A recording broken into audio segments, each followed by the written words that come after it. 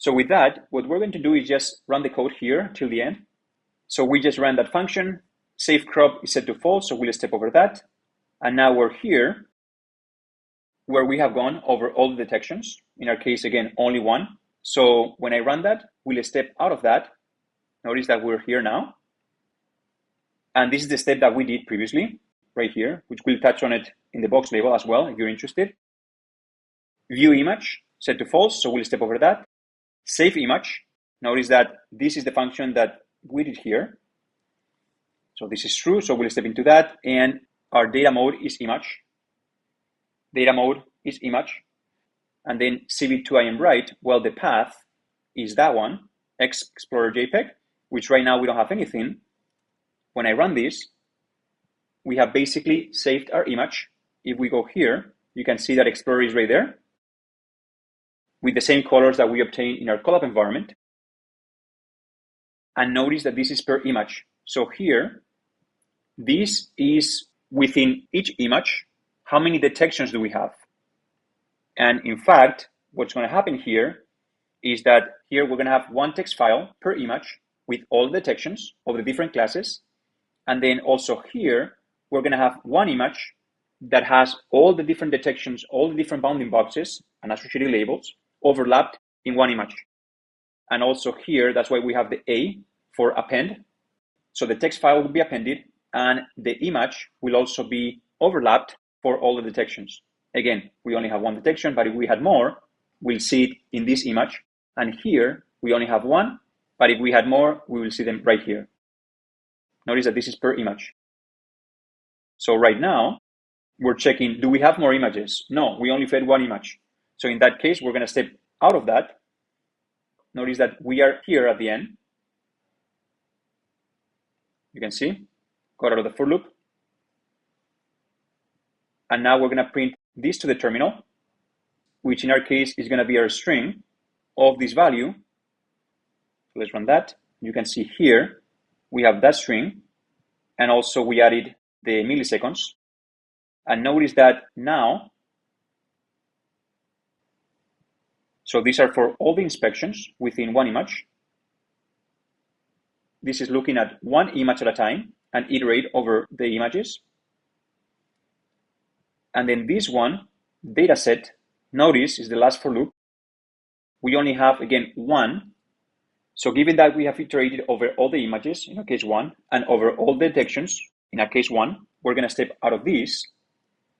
And given that we are done with the data loader, remember, load images, where we initialized our data loader, we started iterating. And now we're going to see if we have more files in the data set. Well, in our case, our count of one is equal to one. So we're going to stop the iteration. So let's run that. And now we're here. The moment I run this, will come right here, as you can see. And then here, we're looking at DT. DT, the three profiles, the three timers that we created. And for each of those, we're going to look at T. So for example, the first one, x.t will be this 0.0013 divided by, in this case, 1. So it will be that, and then times 1000. And we'll do that for this value of t, as well as for this value of t, and for this value of t. So we'll run that. You'll see that is flickering, because we're doing it for 3 of them. And then when we run this, we'll step over this, and t, notice that it has those values that we saw, x.t, and then multiply by 1000. So now here, we're going to use those values of t and print them here to the terminal. So let me run this. Notice that we got speed, and then the first value, round it up. So the first value, and then the second value, and the third value, each of those for t.